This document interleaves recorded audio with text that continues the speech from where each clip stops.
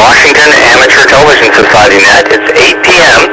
on Wednesdays and Saturdays on this repeater. But first, is there anyone who'd like to use the repeater for a quick call, QSY, or just to say hello?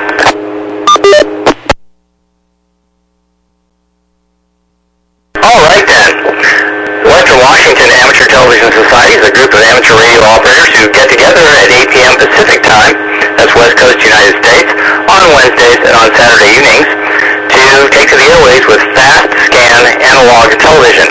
Our signal is transmitted on 1.2 gigahertz off Cougar Mountain, and you can also follow us on YouTube. Just go to your favorite search engine and type in Western Washington Amateur Television Society.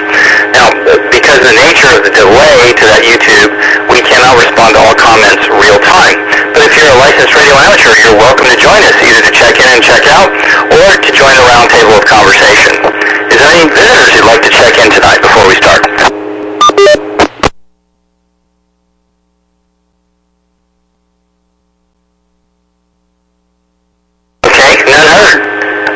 Well, at the top of the list, we have Richard, K7ITX. I see we have Ron, KD7QKU. I see we have Jim, N7QO. KS7UHK. And joining us on Echo Link tonight is Lee, N7KC in Port Angeles. Now, a note on the PL tone, the PL tone just strictly for this net only, for these 2 hours a week, we prefer you to use 103.5, that's 103.5, and that way our Echo Link users can hear you. Other than that, this repeater was on its usual PL tone. So, if you have a problem with that though, just let me know, and the Echo Link users will know to have a period of silence while you're speaking. So this is James, Whiskey Uniform 7 November. Let's go to the top of the list. Richard, K7ITX. Take it away. First of all, I want to get away from everybody if you can hear me. Okay, thank you very much. Looks like I got my hoarse voice back, but hopefully that's just temporary again. Yeah, beautiful day today. God, you couldn't ask for, it was just that Goldilocks type temperature zone. I see outside on the weather station, it's 70 degrees outside, and nice and toasty, 78 in the shack. And looks like the barometer, it's holding steady. It looks like it went down, and then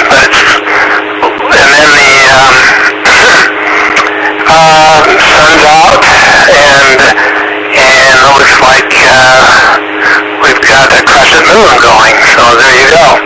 What else? That's about all I know right now. I'll think of, one thing.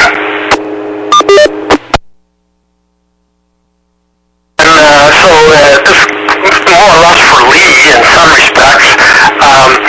When I was down in Portland last weekend, and I was showing you guys pictures of those pretty exotic cars with that black, real fancy car. It looked like the Batmobile. That turns out to be a Lola GT600, and those two bottles in the back that Lee was asking about are the catch cans. And I think you know what I mean by catch cans. Catch cans. The bottles are they catch any blow-by oil from the engine or any blow-by coolant. The idea is it doesn't go on the track. And just all different cars have those in the various formats. Now, I can't speak for Formula Ford or the Formula Volkswagens or Formula V, pardon me. K7ITX, back to net control. K7ITX, this is James, WW7N. That's interesting, Richard. Let's go to the next person on my list here, Ron, KD7QKU. Take it away, Ron. Okay, well, good evening, James, W7N in the group. Like Richard was saying, beautiful day. So let's see, I guess the excitement at my house was our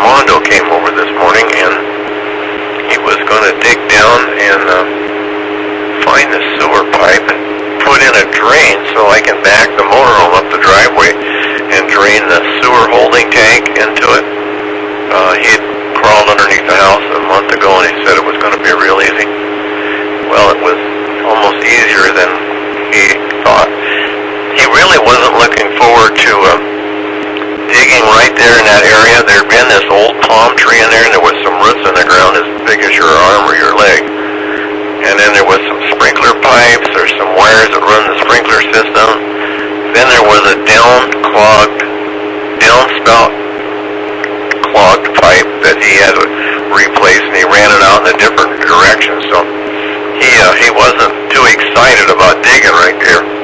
But anyway, he brought his rotor hammer and all these stuff, and he came over and he started at the foundation, and about 2 feet out from the foundation, he found the clean out for the sewer. So there was already a clean out just below the surface of the ground, about a foot.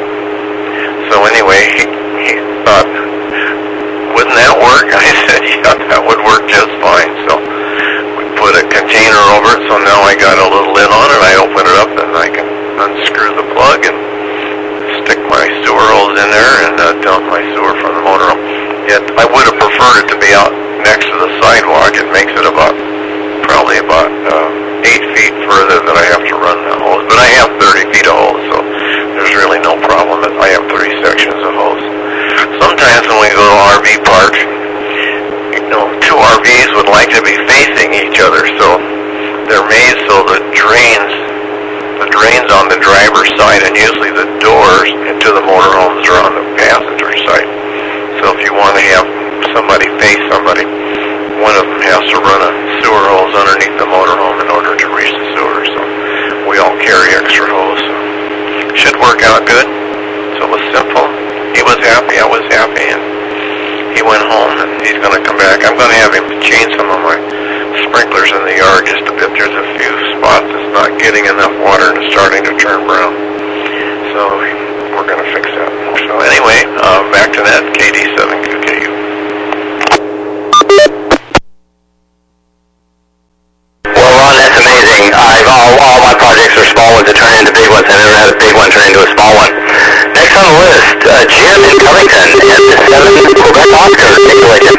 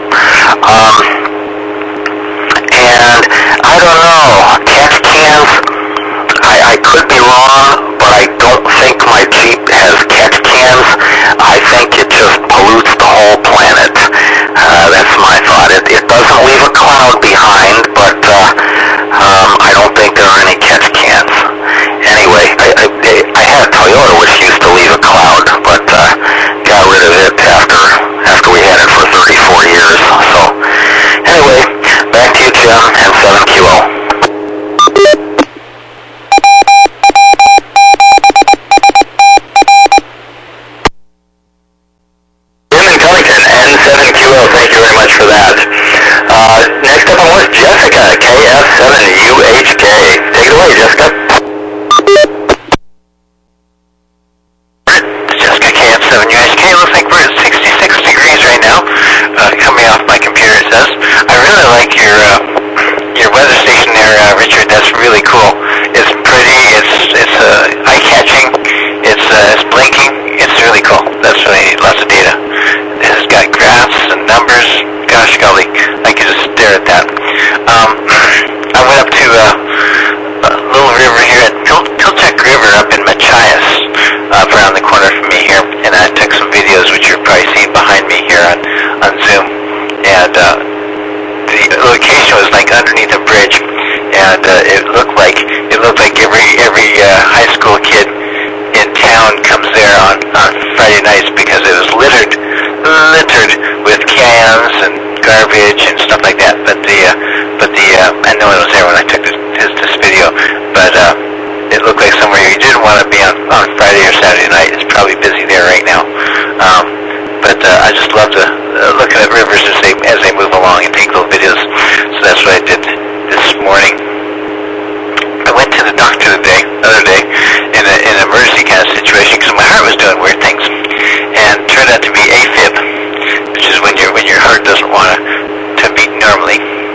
And I started off like in the afternoon after I got home from work, and by midnight when Sylvia came home, it was still doing it. So I said, I think it's time to go check in somewhere because I don't think this is a good thing. So they put me on some blood thinner. Let's see, what's the Eliquis? I think there's a commercial for it on TV. It was like $85 for 30 pills. Let me tell you, that was with insurance.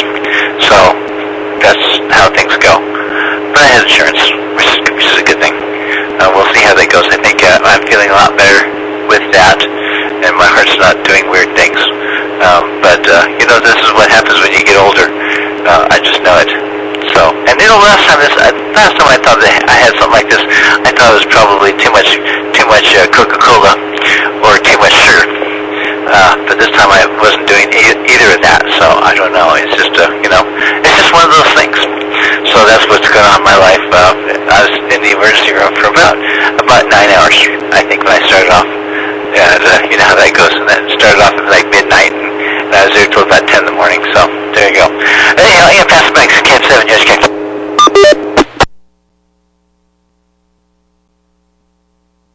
KF7UHK.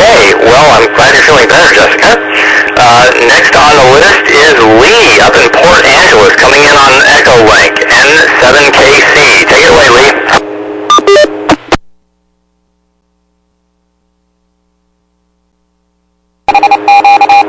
Okay, did I make it? Oh, okay, very good. Well, this is N7KC, Lee in Port Angeles. Jessica, I just shot you a chat there, and we need to have a telephone conversation. I have information for you. Let's see. Well, it's been really nice weather here lately. Really nice.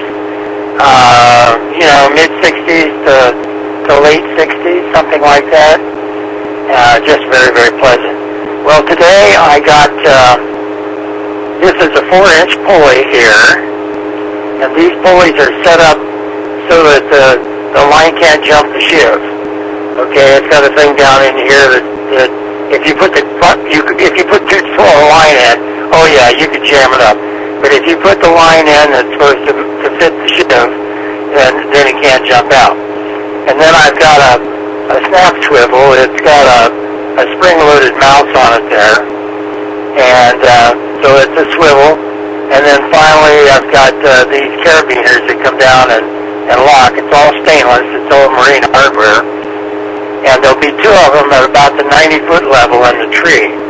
So I'm underway now. Now the next trick is, since I can't pass a knot through these, you get shivs like this, and you're not going to get a knot through there.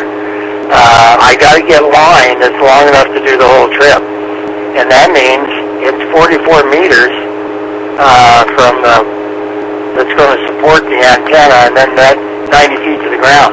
It's about 250 feet. I'm going to need a continuous line. I want to use the Gorilla cord the 25 or 2,600 pound test line with the sheath on it that's the UV resistance and so forth. And I'll soon, I think, within the next first of the week, have a tree climber lined up. And so I'm starting to get stuff and getting kind of excited. Going to go buy a 6x6 for the low end of the antenna, probably Monday or Tuesday, and so forth and so forth. My golly, good to see you all tonight. Lots of fun. Okay, I'm out of time.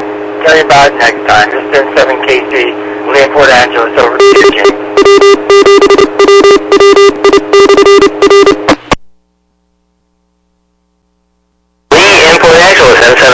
Thank you very much. Very inspiring there. Looking at your tackle, this is James, WW7N. I guess we should ID. This is the Western Washington Amateur Television Society. And since we're coming fast up on 20 past the hour, let me call again for visitors. Anybody out there who's listening to us now on the OA repeater, you're welcome to check in and check out, say hello, see if your radio still works, or you can join the roundtable conversation. Visitors, please come now.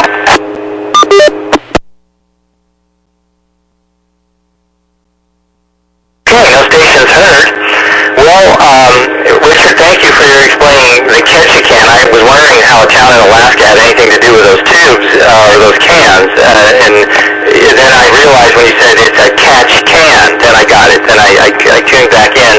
I've got a 97 Toyota Corolla that I think needs just about every rubber seal north of the firewall replaced. I don't need catch-cans. I need a catch drip pan that goes all the way from the radiator probably back to the passenger. Or they replace all those rubber seals, and since the engine is an integral part of the transmission, that's a big job. Although I think I might try doing the steering all by myself. The entire steering system needs to be replaced. It's dripping stuff too, but yeah, I need the entire drip pan. Sewer drain, Ron, the only thing you were missing going into this project, you needed an Indian burial ground and maybe an economic impact statement. That's the only thing you were missing as far as terror-inducing things to go dig into. My neighbor was digging up close to our electrical post, and I had to warn him that the apocryphal tale goes 40 years ago when they put these wires in. The contractor was told they were going to string them from posts, up above the ground. In the last minute, the developer said, oh no, it'll be fine, bury them in the ground. And I guess he didn't understand this is not Arizona, this is the Pacific Northwest. The big wires down the center of the street just got replaced a couple of years ago, and that solved a lot of problems for us. But you still got some pretty scary cables coming off the buildings going to that big feeder. And so you don't want to hit them with a shovel, that's for sure. Let's see. Oh, well, the other thing, Ron, it's impressive you can flush a toilet from 30 feet away. That is pretty amazing. So it looks like we've got a screen share going here. Let me pause for a minute and turn the microphone back to Lee and 7KC and tell us what we're looking at.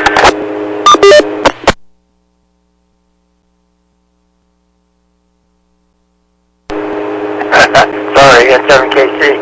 Well, that was really just a test for me. I was going to pop it up there the next time around. So anyway, but while I'm here, hang on here. I'm not doing it right. First, you have to go to share screen, and then you have to do a double click, and there it is. Well, it's my campus weather station. And you can see here the temperature presently is 59 degrees, humidity 88%, barometer steady at 3011, and then the wind is out of the northwest at 2.1, gusting. We had a gust of 4 miles per hour. Incoming solar is only 24 watts per meter squared. Starting to darken up here a little bit, and we haven't had any lightning strikes for 2 months. So anyway, that's it. Back to you, James, in 7KC.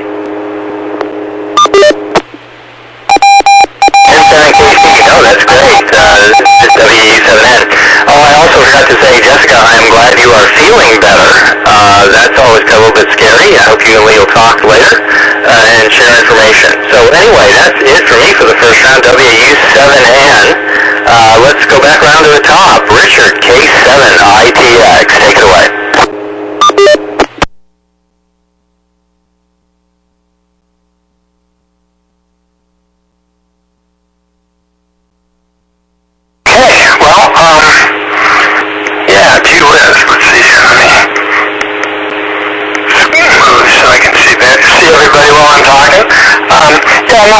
That's pretty scary stuff, Jessica.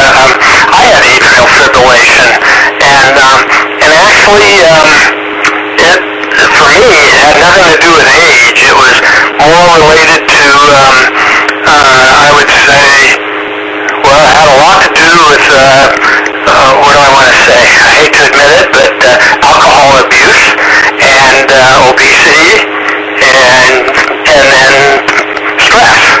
Those three things together gave me atrial fibrillation on a regular basis.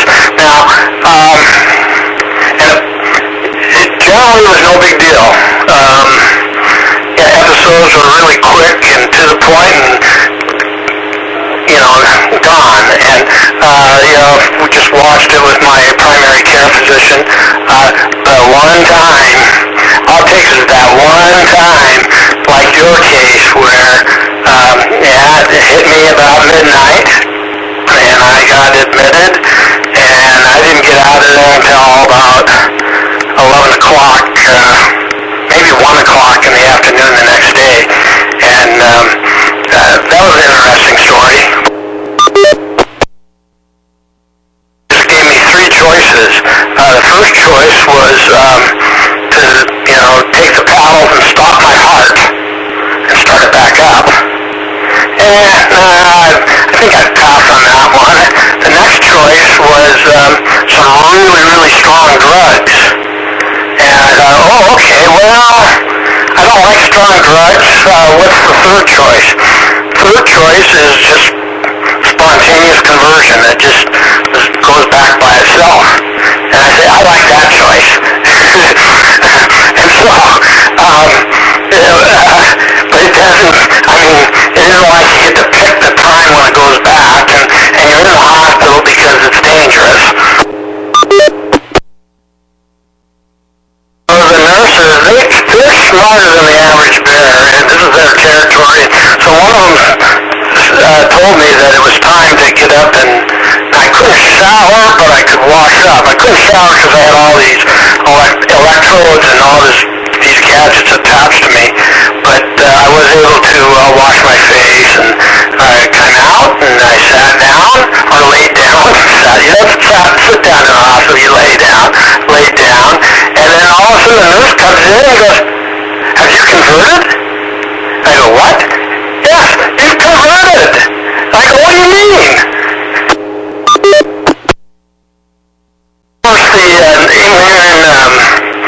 intensive care, or wherever I was, they monitor, they can see what all the other patients are doing. And so, of course, if you have AFib, they're watching your heart. There's that little graph.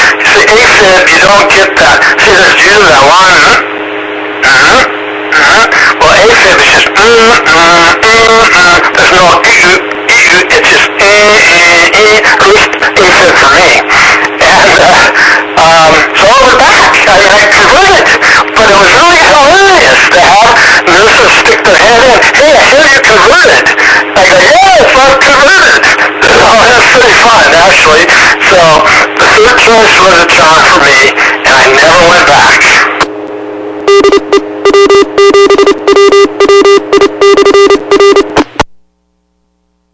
Just another one or two times over the course of a year or two, and you finally just said, you don't need to see me anymore. You don't have it.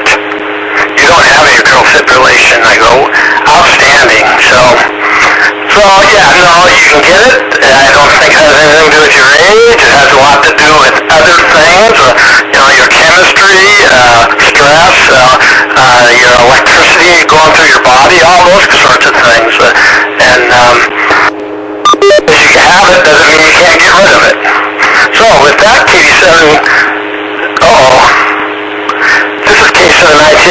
net control.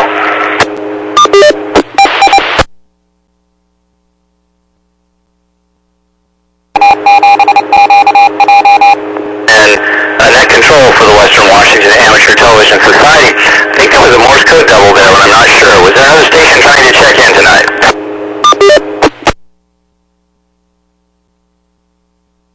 I guess we're good. So next on the list, Ron, KD7QKU in Tacoma. Take it away, Ron.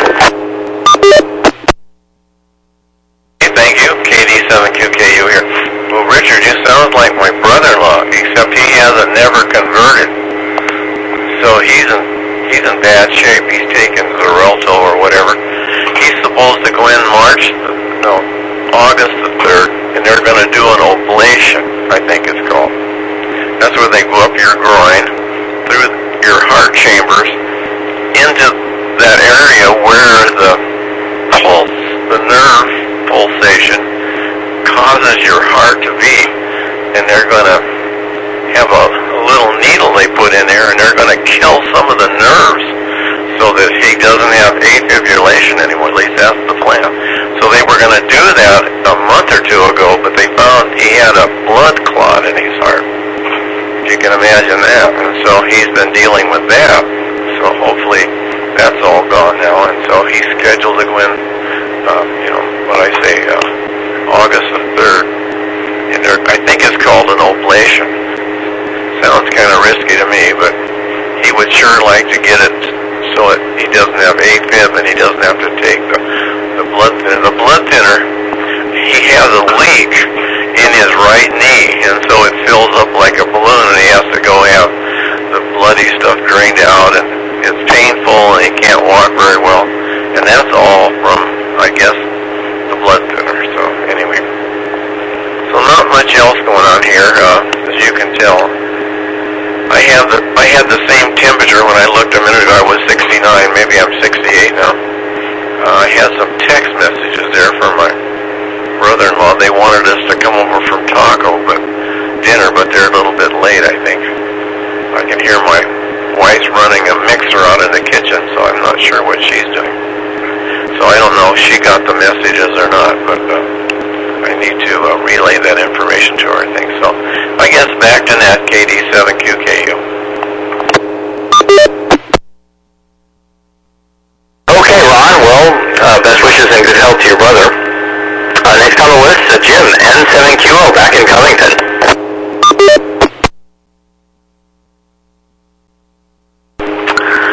N7QO, thank you, Jim. Sound okay? Okay, thank you. Well, Ron, a mixer is running. I don't know, might be margaritas.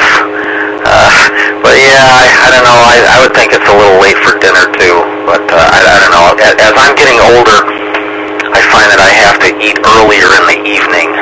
I don't know. That's just the way it works for me. Anyway, let's see. Jessica, not sure if she's there, but AFib, sorry about that. Glad seems to be working better. Long wait in the ER. I have another friend who recently was going to go to the ER, but when the EMTs showed up, they said, you're going to be sitting in the ER for several hours before they can see you.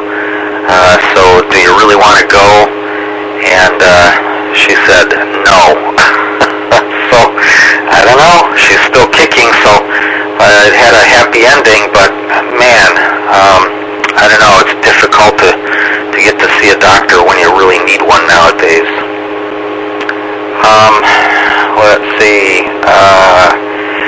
Lee, 90-foot level for your antenna. That is great. But did you say a 6x6?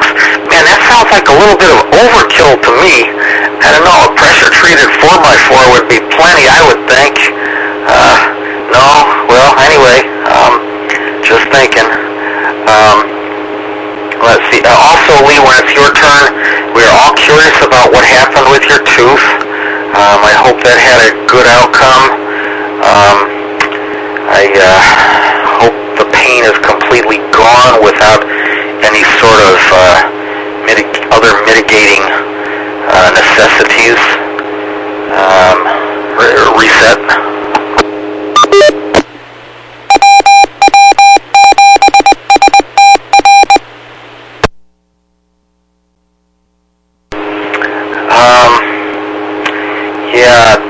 Dick, you mentioned a few symptoms there. I don't know. I think maybe all of those side effects / symptoms may change as we age. I know a lot of factors have changed with me, and I can't necessarily attribute it to anything other than aging. No significant changes of which I'm aware. I might be unaware of something, though. And I have a friend who did an ablation. It worked fine for her. I don't know. Generally, we don't like invasive procedures, but you got to do what you got to do. Sorry about someone not converting there. Your brother. I don't know. Anyway, we're all having more problems. Back to you, Jim, N7QO. Jim, N7QO in Covington, thank you. Next on the list, Jessica, KF7UHK. Take it away. Guys had a visitor at the front door, which is very rare at this condo, but it was one of my neighbors that just lost her little dog, and she's a 72-year-old. You know, that dog was her baby, and so she came over to tell me about it. And, it's really hard when you lose an animal. It's always hard. So when I lost my cat, it was really hard. So we talked about it a whole bunch. And since I also do parking here at condo, she has some information about one of the cars that recently, I give this car a ticket every time it comes in the parking lot because it's not supposed to be here. And they always park in a visitor spot. And they live here. They have too many cars basically. And they got a new car. And so now I have to go hunt down this new car and do the same thing. Basically scare them out of the parking lot until we keep them out. And if they apply for another parking spot, they can do that. But you have to apply for a parking spot and that way on the list to hopefully get a spot for yourself. Otherwise, you get tickets from me. So I'm the hard one. I like to just call myself parking enforcement. I'm not the parking director. I'm just parking enforcement. So that's one of my other hats I like to wear, and I wear it well with a nice smile on my face. So we were talking about that too. Otherwise, let's see, what does it say? It's still 66 degrees here, up here in Everett, and that's what I got for you right now. KF7UHK.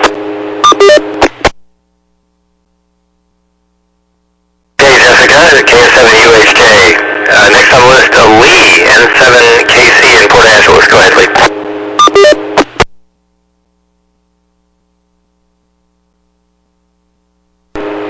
Okay, there I got my gray button turned black so I can punch it.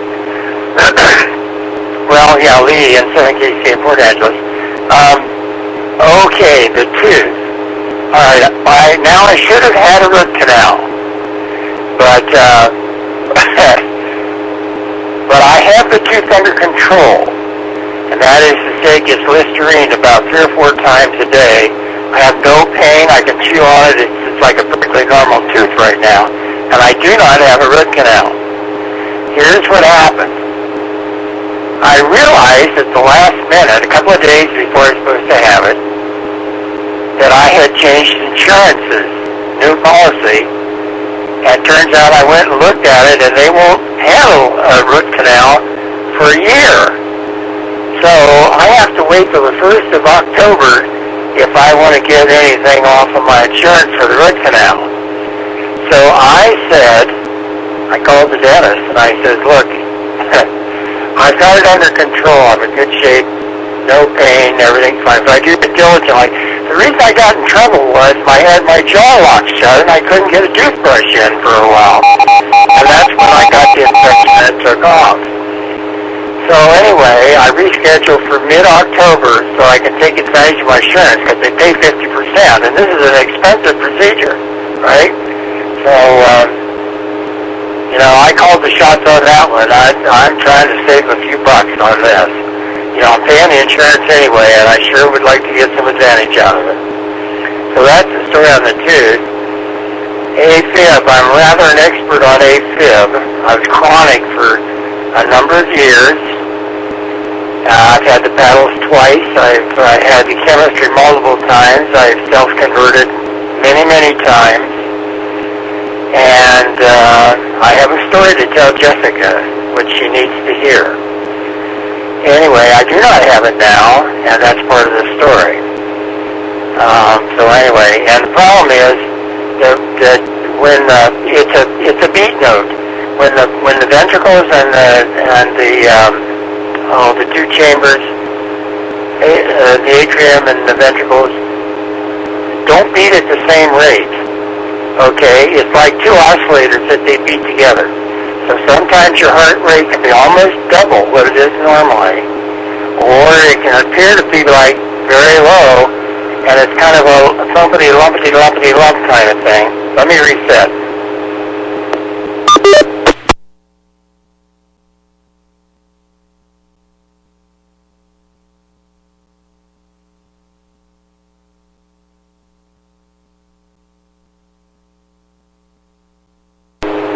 There we go, I'm on. That worked? Yeah. Anyway, AFib, the deal is when the two chambers don't beat together, then you get turbulence inside it. The Reynolds number goes way up and you get microclotting, and the microclots can get into your brain and cause a stroke, an ischemic stroke. So you want to be really careful about that.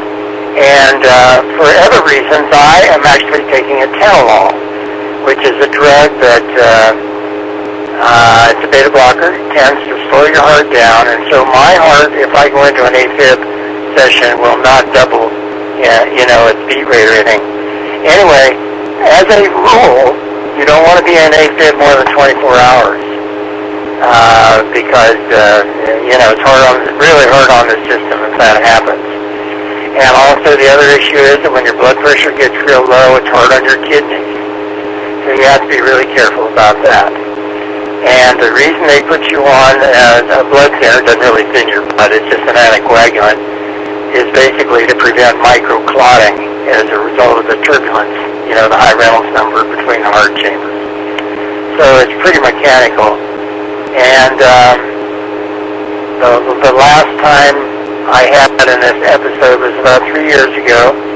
It was after I had a foot-long hot dog at Costco with onions and their hot mustard.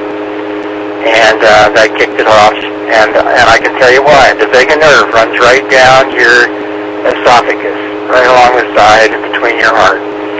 And what happens is, in my case at least, it interferes with the normal sinus rhythm. So anyway, Jessica, I need to tell you the story personally so that you have something to think about. The doctors that I've talked to several times about this have listened to me very carefully and said they just don't know everything about it, and they understand. They think what I discovered. And Paula's cousin in Bellingham had the same problem. I suggested that he do what I did, talk to his doctor first, and his went away too. So there is something you might be able to do, and I'll tell you about it, but it's pretty long-winded for here. I think I need a 6x6 because, I'll tell you the next time around if it gets to me again. I probably will. It's 7K Steely in Port Angeles, respect to that.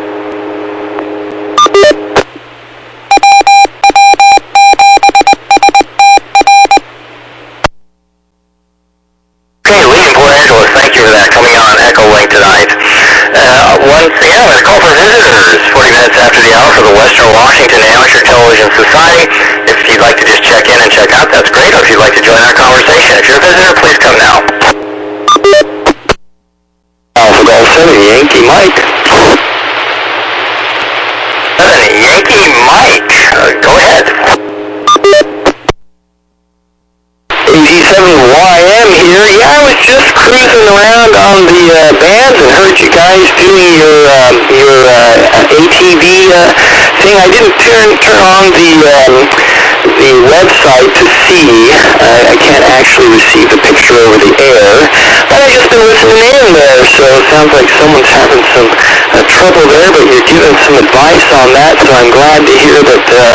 I'm glad to hear there's some advice on it. I'm sorry to hear that so many people need to know about that. But anyway, hang in there. Otherwise, no traffic. Just enjoying that. You all take care. 87YM. 87YM. What's your first name?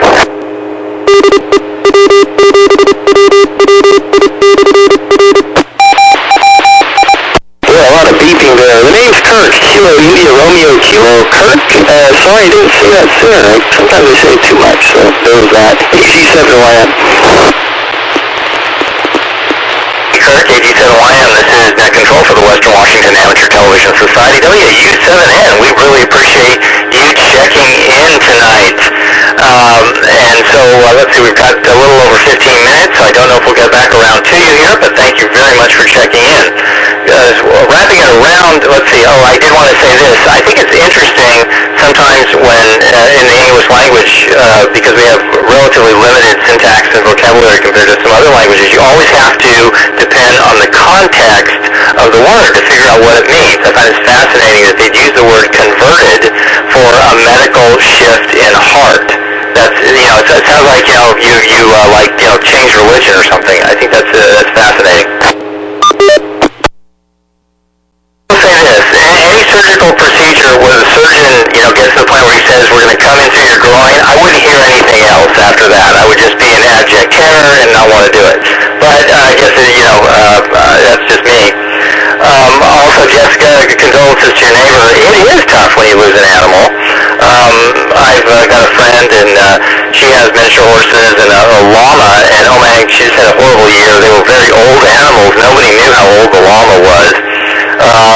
But lost 2 in a year, and that was very tough. So I can certainly send condolences there to your neighbor. If you need to leave and talk to her more, do that. So anyway, that's it for me. Let's wrap it around it up to the top. Richard K7ITX. Take it away.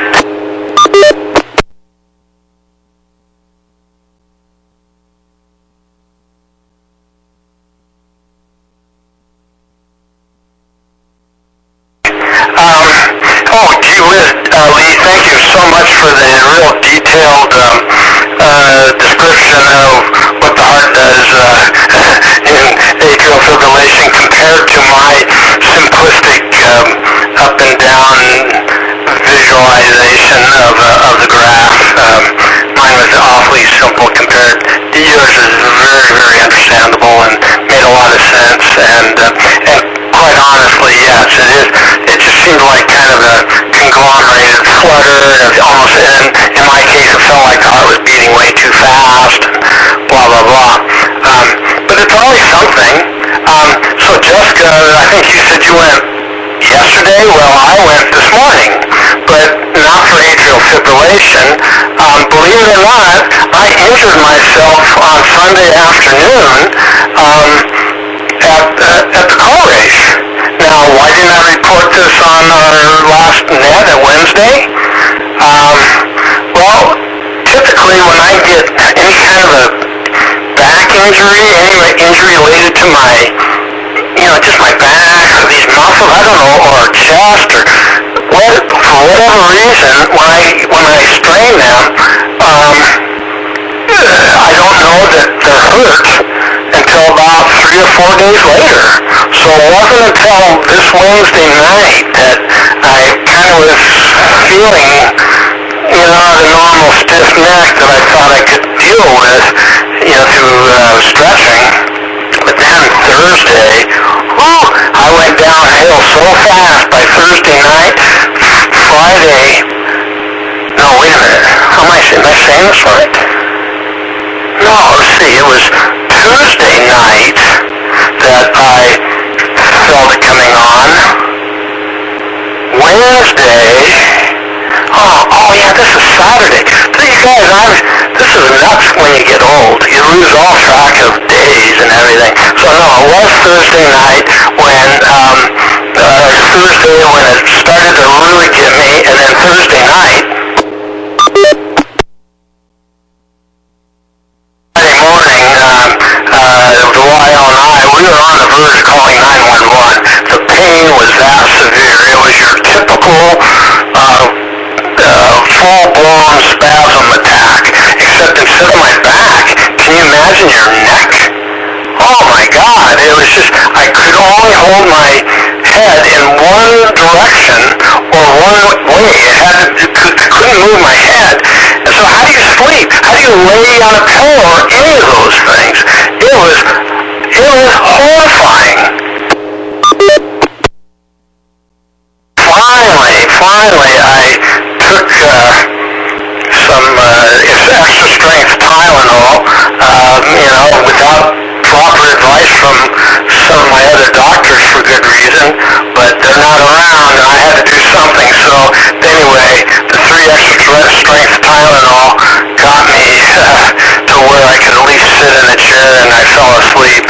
And then Friday morning, or fall day Friday, kind of suffered through it, and Saturday last night wasn't any better. So when we woke up in the morning, this morning, I went straight to urgent care, as we talked about recently.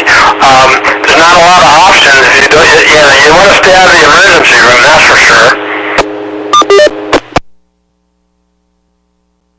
My luck with urgent care has been really good lately. Urgent care in Issaquah, multi-care, Indigo.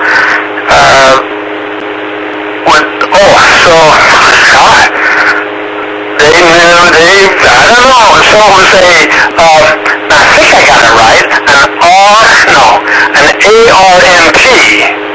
So remember all these letters we were trying to figure out the other day? I'm sure I saw the RN together, but the A and the T, I didn't see those. So the only thing I could think is Advanced Registered Nurse Practitioner was a very smart man and gave me some really wonderful pain-killing drugs, and I feel like I'm going to survive. But man, sometimes you wonder, are you going to be like this the rest of your life? I sure didn't want to be. K7ATS, back to net control. Richard, K7ATS, well, I'm glad to hear you got through that. It does not sound like fun at all. Next on the list, KD7QKU, Ron in Tacoma. Take it away, Ron. Okay, oh my golly, it's KD7QKU here. You should have called me, Richard. I'd have had you eat some pickles and you'd have been just fine. Anyway, so I don't know, whenever I get a cramp, that's what I take, and it fixes it right up. Drink some pickle juice or eat some pickles and you usually get over it. Let's see, whoever it was talking, I guess it was James was talking about some large animals, like maybe a horse or a llama or something that passed away. That's a big problem, I mean, a dog, you can just take him down to the veterinary hospital and have him cremated, or a cat or something, but not a horse. In order to move him, you need a tractor or something. And the sad thing is that there are what's called renderers that come out and get them and render them down, and they make them into a protein mix that they feed other animals like cows. And go to a render, and they come out and get them. They have a big truck and a winch, and they winch them in and haul them away. But yeah, no, large animals is a big problem. AFib, I guess it's a pretty common thing. Thank God I don't have it. I'm sorry to hear, Jessica, that you sort of have about it, but I think you need to really stay on top of it, not let it linger. You haven't been to a doctor or the emergency room, you probably need to go.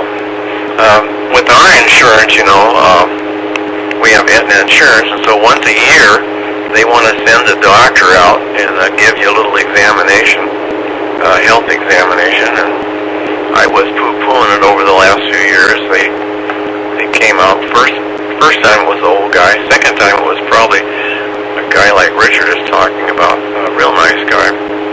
And so they came out this spring, it was a month or two ago, and sat down and he checked me all out, asked you, those questions, the chair, the color, and the clock, and all that stuff. And like I say, listen to your heart, take your blood pressure, and everything. Then it was Joanne's turn. You probably heard this story. He put the cuff on Joanne's arm, and he pumped it up, and Joanne's blood pressure was over 200. And so he undone the cuff and said, go to the emergency room. So we went to the emergency room. And of course, they put her on medication, brought her down, and then she had to go see her doctor, and they got it all under control. She was in the other day, and it was, 120-something over 71 or something, so it's good. But as we get older, things change, We have 3 blood pressure meters in the house, and we take our blood pressure periodically, but I guess Joanne hadn't taken hers for a while, and why did it all of a sudden shoot up? Who knows, So I don't know what happens.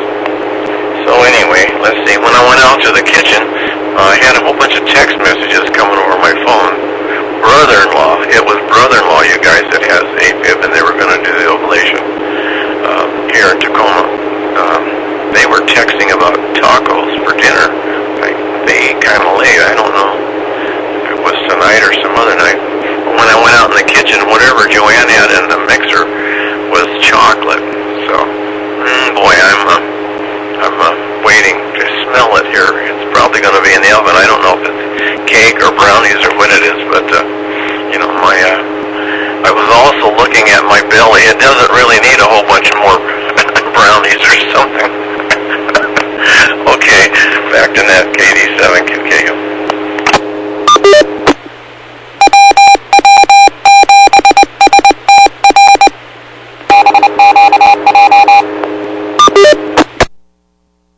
Okay, Ron in Tacoma, KD7QKU. Elect on the list is Jim in Covington, N7QO. N7QO, thank you, Jim. Well, chocolate. My wife would certainly love that. Sorry it's not margaritas, but c'est la vie. That would go good with tacos. I can eat that now. I may have trouble sleeping, but every now and then you gotta pay the piper,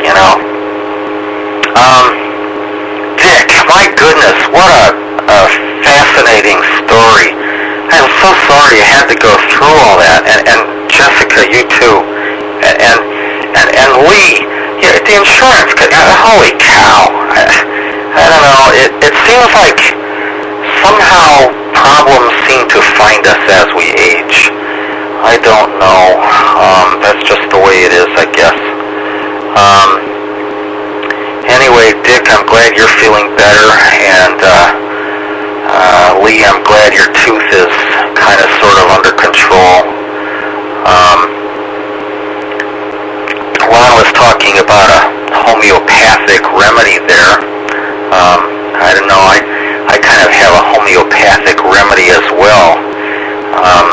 It kind of modeled after Bellevue Jim's previous suggestions. It involves, how should I say, corn juice. So I don't know, swish that around and your tooth might feel better.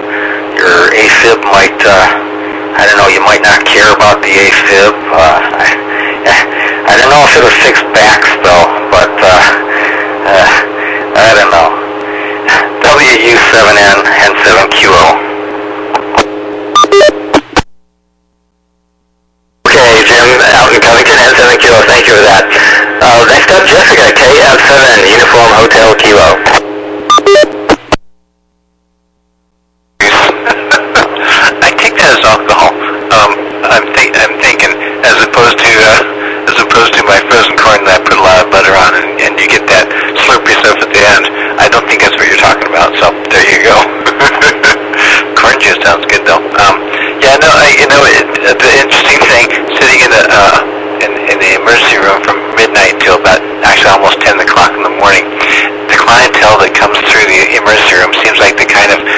until you get on buses. So just kind of put that in my little notepad. But everybody's very nice. About every 2 hours they'd come out and do something to me. They put in the IV, they took blood, 1 hour, and 1 hour they gave me the EKG, and 1 hour they brought me back in to ask me some more questions. So at least I didn't feel completely forgotten, even though I felt kind of forgotten. In the middle of the night, we kept on saying, well, shift change is going to happen, and then we're going to do some activity, I'm telling you. And, it was very slow, very slow. But I did read all the literature that came along with these two medicines, and that kind of also kind of explained what was going on, which is nice. And I have an appointment to go see a cardiologist in about a week and a half or so, and so that will be, of course, good to take a little bit of a closer look. In bus news, I'll be learning a couple of long runs on Monday and Tuesday. One of them is going to be the Mount Vernon to Everett Express run, and then the other one will be on the Mount Vernon to Bellingham Express run, and probably be a 40-footer bus to do these runs with passengers, and so that'll be interesting. I think they told us we'll probably be released and driving people on our own in about a week or two, so we're really getting close to being released into the public with nobody watching what we do, which is a little bit scary, but on the other hand, I think they've trained us well, and so that's kind of cool. Solo's right, someone says there.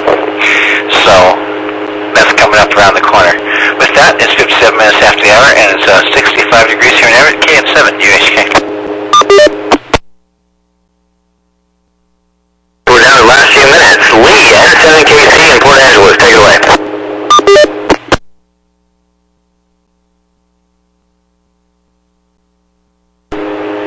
Okay, very good. I should be in, I think. N7KC, Lee in Port Angeles. Well, very good. Okay, so, it's going to make it pretty short. I always enjoy the nets. It's always a good time. So I'll hang around for afterwards a little while. Strangely, corn juice. We all know what that is. Anyway, the repeater's ID W7WWI/R, and it does it periodically. Every now and then I hear the STR, but I never heard the whole call yet because it gets half or 3/4 or it gets wiped out. Sometimes I'll hear a piece of it at the end, but the WWI just comes through, just sings through all the time, just fine. Okay, 7:30 everybody. Enjoyed the net, and we'll see you a bit later in 7KC. Back to you, Jim. Good.